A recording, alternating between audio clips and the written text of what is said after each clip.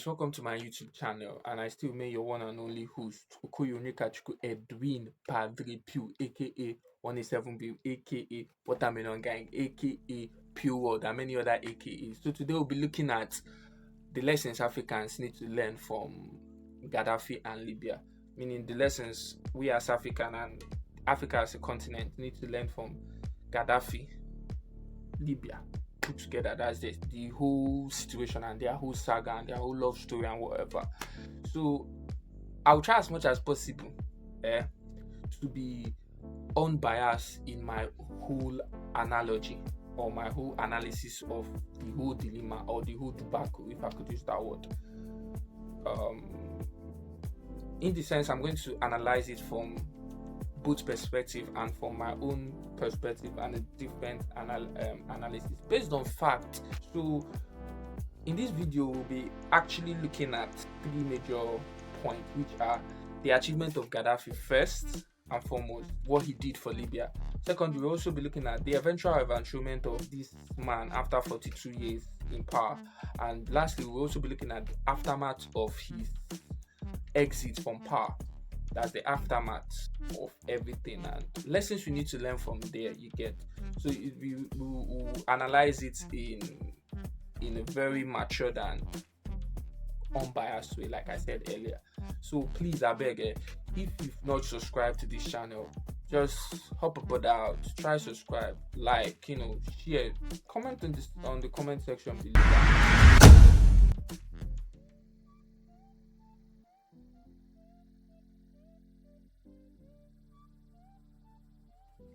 To some people, Gaddafi is regarded as a saint. To most people, he is regarded as a terrorist. Why to some, he is regarded as an idealist, a revolutionary, a pioneer, or maybe the father of a nation. And why do I say the father of a nation? I said that because a father sears, a father gives birth to a nation, and a father supports a nation. Sometimes, fathers go against the children, and the children rebel against their father. A father most times may take control of the entire life of his children, even as he gives the children the basic needs of life. A father can kill for his children in order to protect them from invaders that are trying to control the children's life. But there is one thing a father can't do, which is kill his children.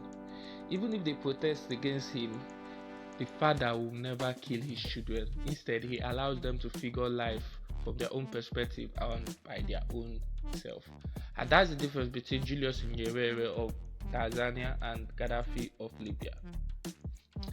Africa as a continent have had the most number of dictators per capita. And all the dictators I know had an agenda of becoming the father figure, but had a tendency to differ from that.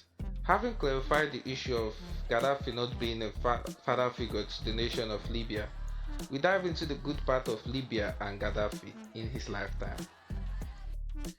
Before Gaddafi was the puppet Libyan royal family headed by His Eminence Emir Idris I, and it's very important to know that Libya was just like the rest of Africa, which was, as of that time, very exploitable and being exploited by our European settlers.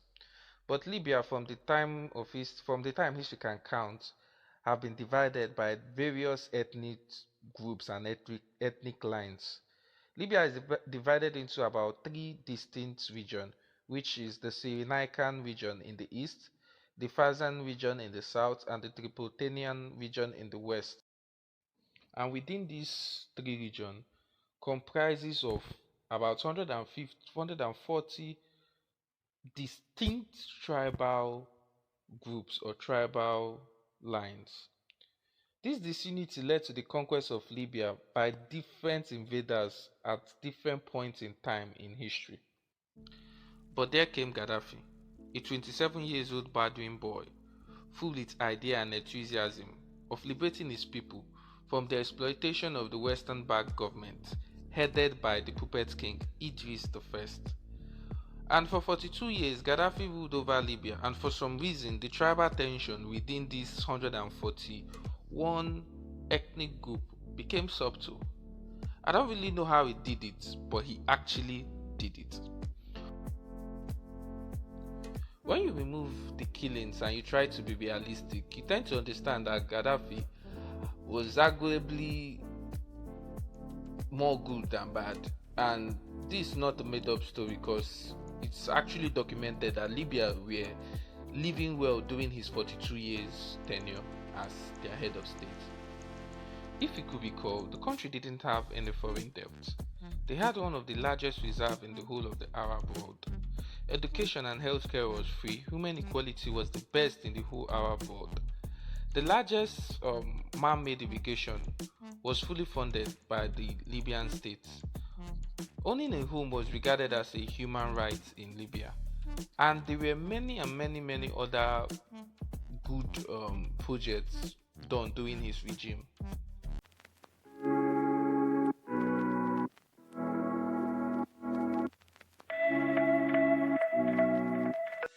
So why did Libya revolt against Gaddafi?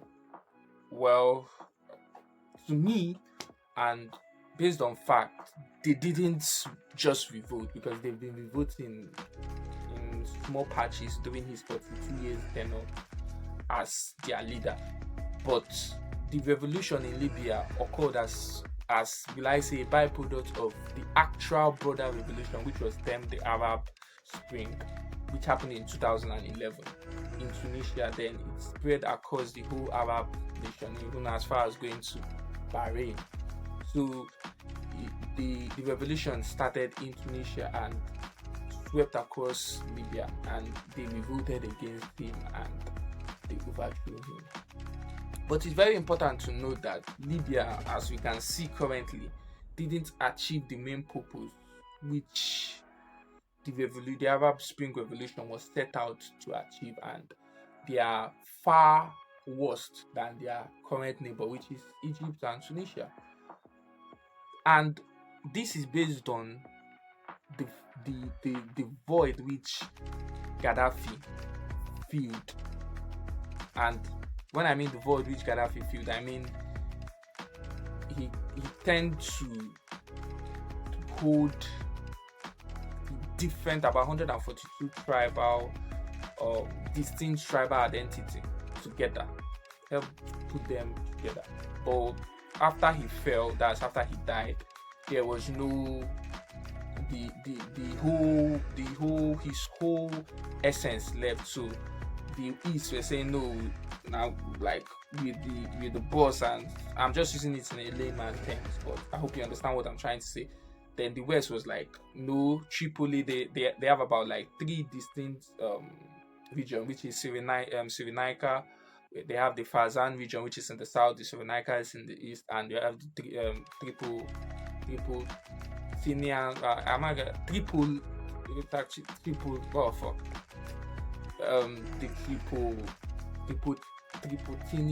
region, which is in the west. But they failed to achieve the main purpose of the revolution because of their tribal disunity among themselves, and it gave rise to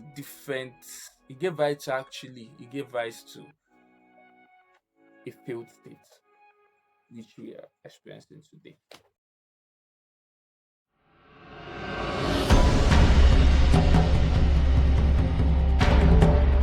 الفوضى اللي في ليبيا طيحت قدافي وما دارس بديل، خلتنا فوضى حرب في بعضنا. قدافي نو امريكا تو هذو كلهم. Now you would take Gaddafi back? انا قاتلت في جبهه زندان وفي جبهه بن وليد ضد قدافي. ناو كان فيه قدافي، انا فيك قاتل مع قدافي. So the nation of Libya is actually currently viewed as a failed state, and that's because of Libyans have seen the void which Gaddafi filled. But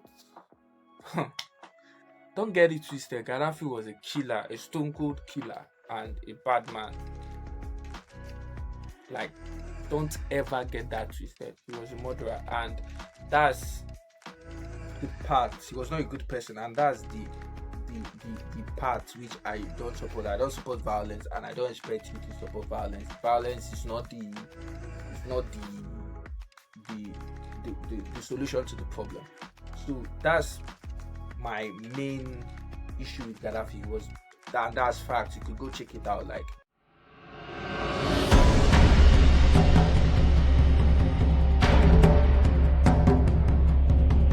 you don't need a a good person to run a government. What you actually need is a prolific person that could run the government and put the need of the people above every other thing. And to me personally, Gaddafi was never the better choice, or was not the best, or was not a good person. But for Libya as of that time, he was the right option. That's all I can say. And if you could check, like I said earlier before, his projects and everything was just too prolific for you to deny that this man didn't do things for Libya. He actually did. But like I said earlier, but once you remove the violence aspect of his life, for me he was okay. You don't really need, because he did things like come on man, he did a lot for Libya regardless of anything.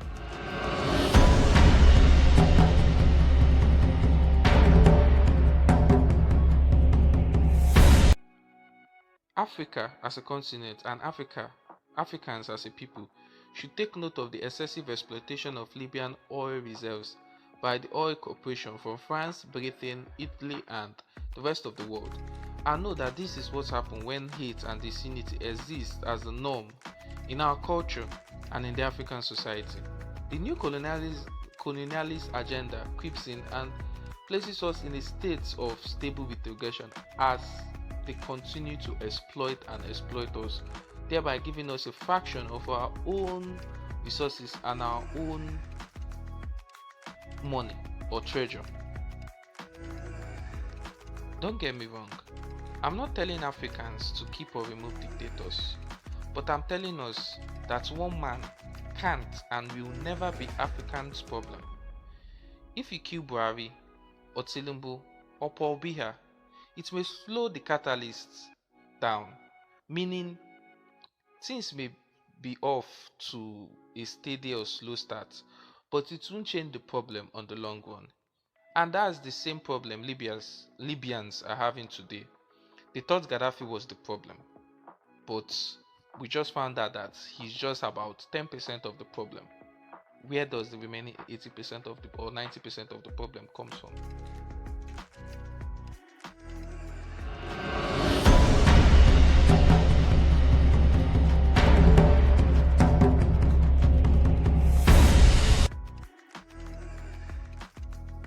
Now what's the problem? The problem isn't Gaddafi, like Libyan thought he was as they killed him. Rather, the problem is in the system, and we as a people disuniting. Gaddafi did everything for Libya but failed to create a stable system of government that could heal the real wounds of the country, which is deep tribal lines of distrust among them, that brought about the exploitation of the land and its resources before the rise of Gaddafi. Gaddafi should have created a system that was fair and that would have stood the test of time after he was gone, rather than creating the so-called Green Book system and ideology which couldn't last even in his lifetime. What Africans need to understand from this whole Libyan and Gaddafi case or story is that till date, the main purpose of the revolution or the topple of Gaddafi hasn't been achieved, as the country or the nation of Libya have spiraled into a steady state of retrogression and a state of lawlessness, a failed state. This same issue is seen in Congo region of Africa, whereby there have been an ongoing and continuous war and tussle for power between different tribes of Congo with different ideology and different religious belief. As they tussle for power, the ugly head of new colonialism creeps in and buys or owns the resources and the land of these conflicting groups of with different ideology and different beliefs, thereby even giving them and keeping them in a steady state of poverty, and giving them the resources, giving them pickles, if I could use that word, pickles from the resources of the huge resources which they are they are draining and exploiting from these same countries. An unstable country in Africa is the boiling place of new colonialist agenda, and we have to know that, and we have to understand that, and know that this is the actual plan of the society of the new colonialist agenda. And this disunity among Africa is also seen in Congo today, where Congo controls about 70% or owns about 70% of the world cobalt mines, which is used for EV cars and your phone and your accessories. But 80% of the 70% of cobalt mines owned in Congo are owned or found in Congo are owned by Chinese companies. If we as Africans understand that our enemy is not one man, but rather a system that will stand the test of time, a system that will unite Libya, not his braggadocious green book, a true simple system. One man can't change the world, but one man can create a system that does. Jesus did, Martin Luther did, even Adolf Hitler. Even though it's a bad change, but he created a system that transcends even to today through the neo-Nazi movement. Jesus created a system, a Christianic system that changed and brought light into the world. Martin Luther collected a system from his idol, or which is Gandhi, that sparked a system of a peaceful revolution. So you don't need to change the world, or you could change the world through a system which can stand the test of time. I hope I'm making sense and you're understanding what I'm trying to portray. That's it, guys. I'm out, man. I really appreciate you guys for tuning into this YouTube channel and liking and subscribing. If not, just try like, subscribe, and share. And I appreciate every moment of this, like me talking to you and you interacting. Like, I really appreciate it. So I'll be making more videos twice a week, so please, I would love if you show me love, subscribe, just subscribe, like, share, pass it, like screenshot this thing, post it on your status, like whatever, just make sure like the ministry is moving, you get. And thank you. See you same time this week, Monday, Friday, post twice a week. Thank you, guys. Love you. Bye. I remain your one and only host, Okoyimika Chukwu Edu Barbecue, aka Watermelon Gang. It's out.